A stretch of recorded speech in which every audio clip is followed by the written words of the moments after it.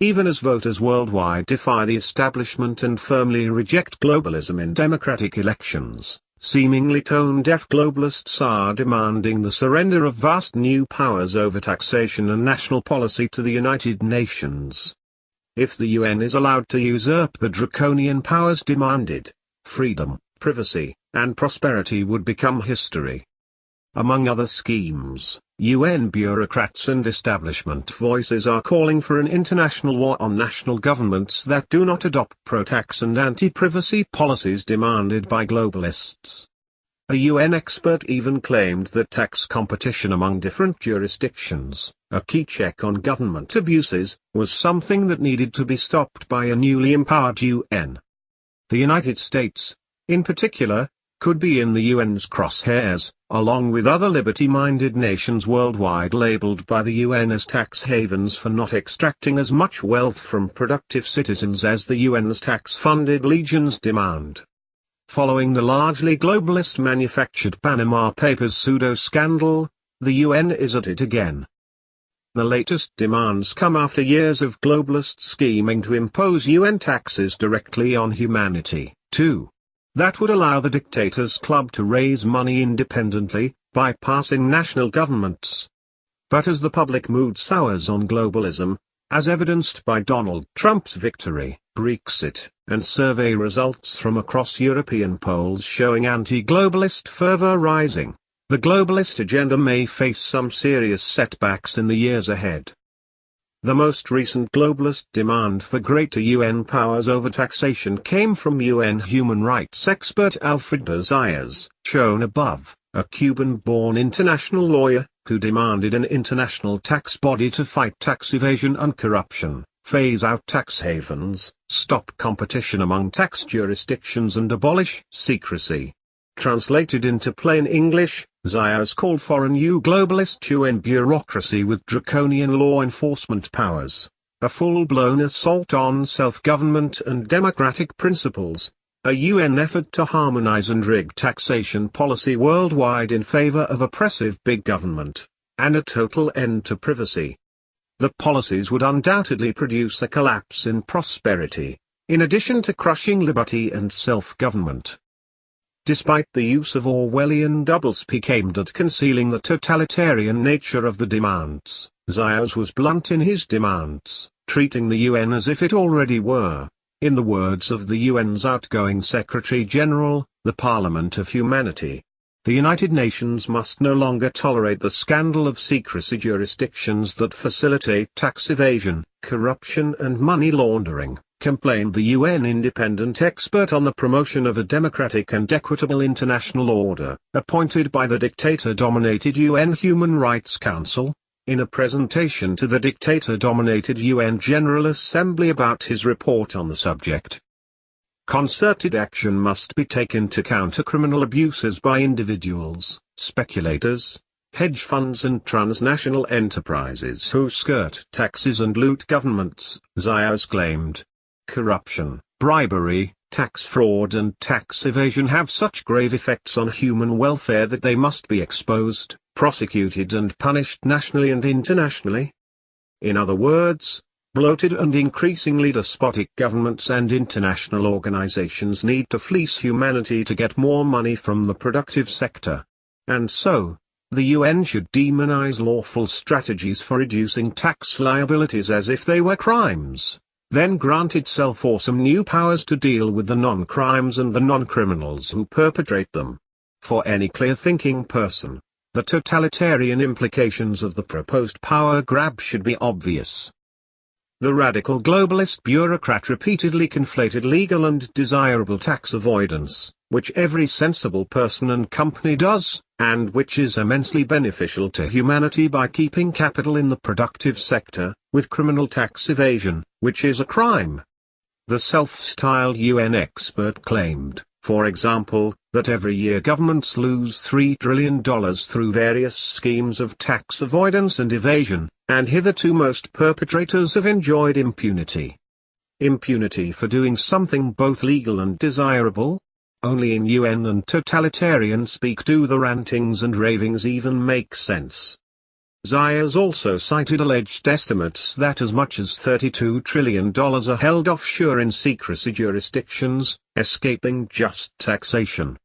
It is high time for the General Assembly to establish an intergovernmental tax body with a mandate to draft standards and ensure enforcement of measures against perpetrators, he exclaimed, again equating law-abiding citizens with criminals and calling for what amounts to global government.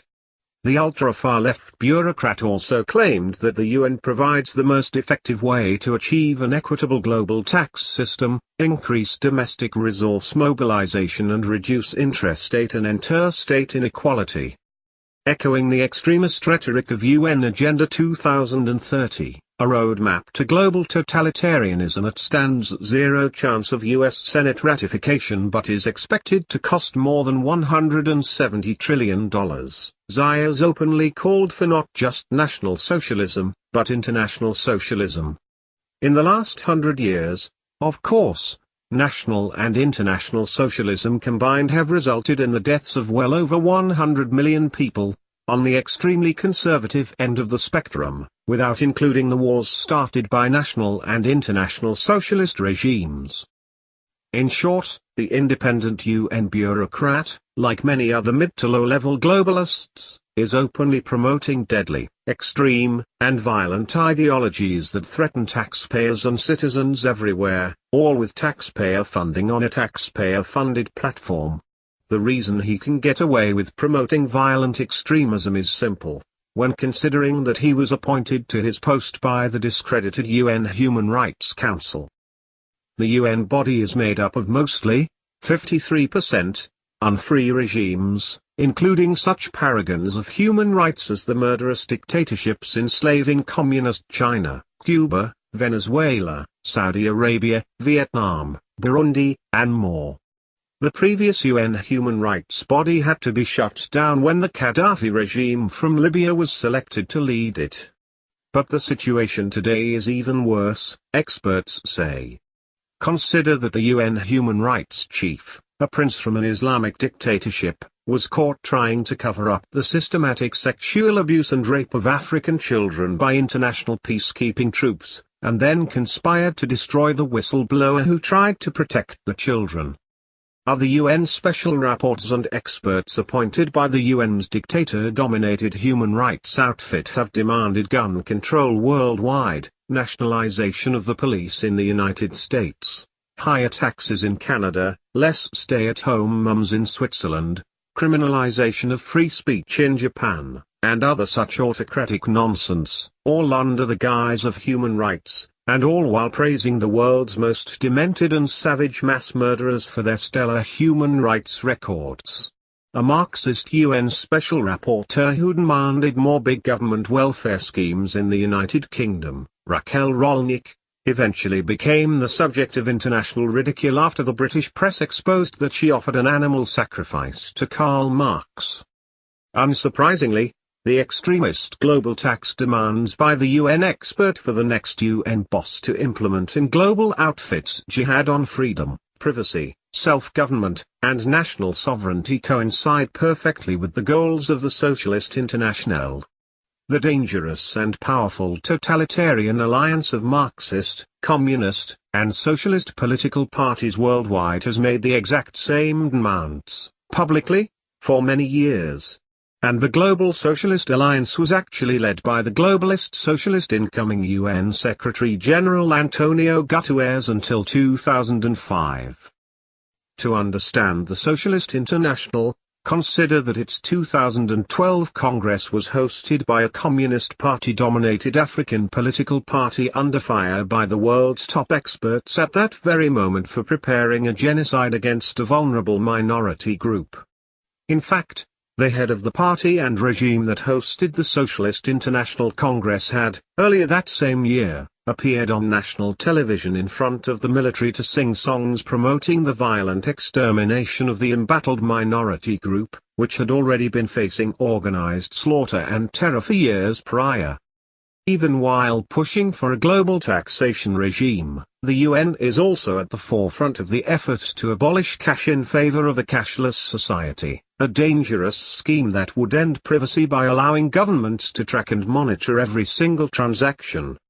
At the same time, the UN's many tentacles, more than a few of which are led by agents of the mass-murdering communist Chinese dictatorship, are pushing proposals for direct global taxation and even a global fiat currency.